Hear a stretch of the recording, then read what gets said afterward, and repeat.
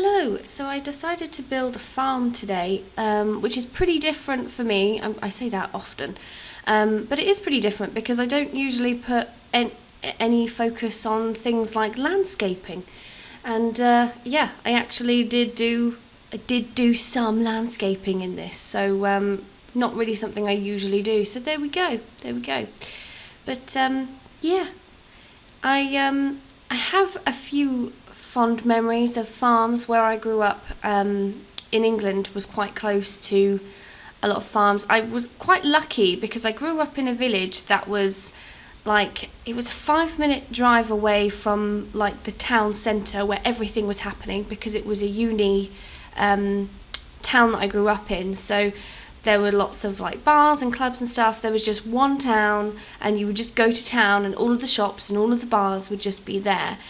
But where I lived was kind of in between. It was in between countryside and in between city life, which was so cool because I was bang in the middle of 5 minutes away from the town centre and then 5 minutes away from loads of farms. In fact, there was a farm exactly where I lived. I'm not really sure what I was trying to do with the terrain tools there. I think I tried to give it a little bit more depth by adding some hills, but it just didn't really work. I say it didn't work. There's nothing wrong with the terrain tools, it's just my skills. But I'll kind of forgive myself because I don't really, as I've said before, I don't really do landscaping. This is probably the first time I've really tried to do anything like this. So, you know, be easy on me. But I was quite lucky to live somewhere that was, pretty much in the middle of city and countryside. But surprisingly, or funnily enough, the farm is actually a place where something pretty big happened in my life, and I didn't even realise it at the time. But when I was about 12 or 13, my aunt was visiting, and she lived in London. And even though London is 20 minutes away from where I lived, when you're 12 or 13, London is really far away, because I didn't really go to London much when I was growing up. So, I didn't see her often, didn't see her very much. So, she came to visit, and we went to the farm, and she made a joke about a pig. And my nan was like, "Oh, don't say that. She's a vegetarian," and I wasn't. So instead of just saying, "Oh, I'm not a vegetarian," I just kind of went with it. And I just kind of went around. When I got home, I was talking to my mum, and I was like, okay, if Hayley asks, I'm a vegetarian. And I just went with the lie. And then before I knew it, over 15 years passed, and I still haven't eaten meat. And it was always something that was kind of a bit of a joke. And the funny thing is, my nan is the one that has the biggest problem with me not eating meat. She'll always be the one that's like, "Oh, you're so difficult having to cook for you." But actually, it's all her fault. It was just a lie that got tremendously out of hand. And now I'm just so used to not eating meat that I don't. I don't think I used too much CC in this. The only main one, which you'll probably notice, is the pigs, the little piggies. I was actually hoping to find quite a lot of farm animals, but I didn't really put enough time in researching, so I literally just went onto the Sims resource, and the only animals I could find were pigs. But I think they look pretty cool. I mean, it's a small farm, but whenever I think of farms, I always think of the countryside.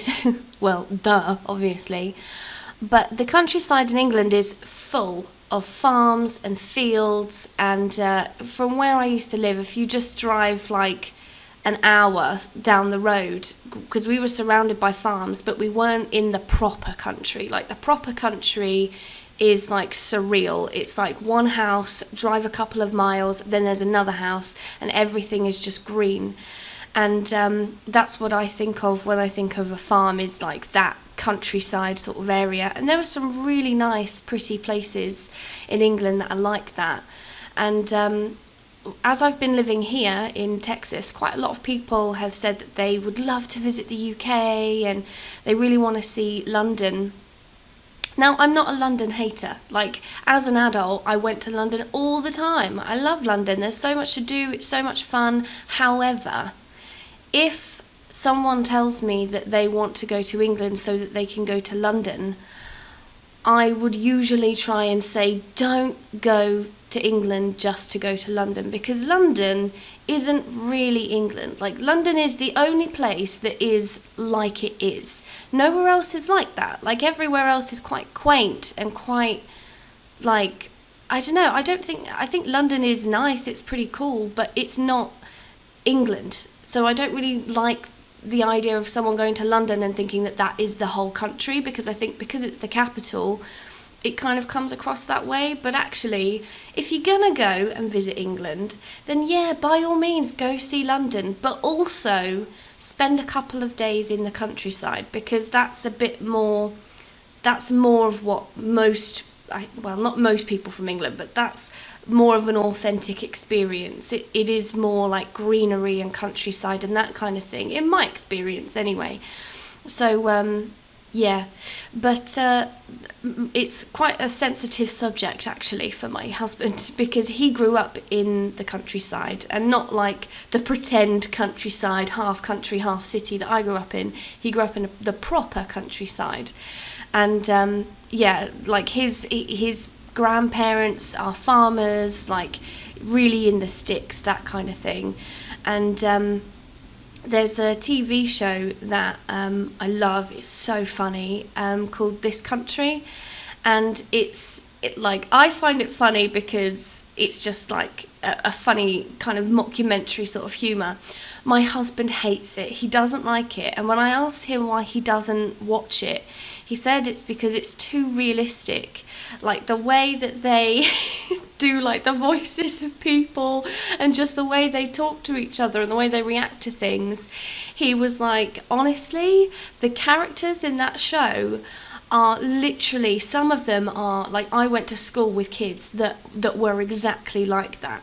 And that's how realistic it is. I think that's probably what makes it as funny as it is the fact that it's based on on what real people in the country are like. But obviously not everyone from the country is like that. My husband isn't like that. But yeah, it's very funny. If you haven't heard of it, then you should watch it. If you're from the countryside, or if you're from England in general, you probably will find it quite funny.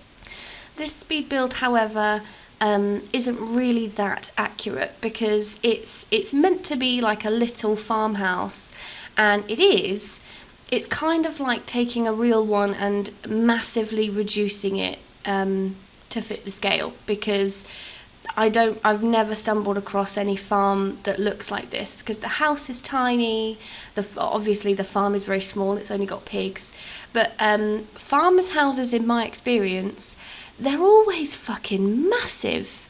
They've these great big houses, and obviously loads and loads of land. So this isn't really that realistic in terms of what farmers' houses look like. Although the only farmers' houses I've only been to like 2 farmers' houses, so I'm not an expert in that field. But I imagine if you're a farmer and you have a lot of land, you probably have quite a big house.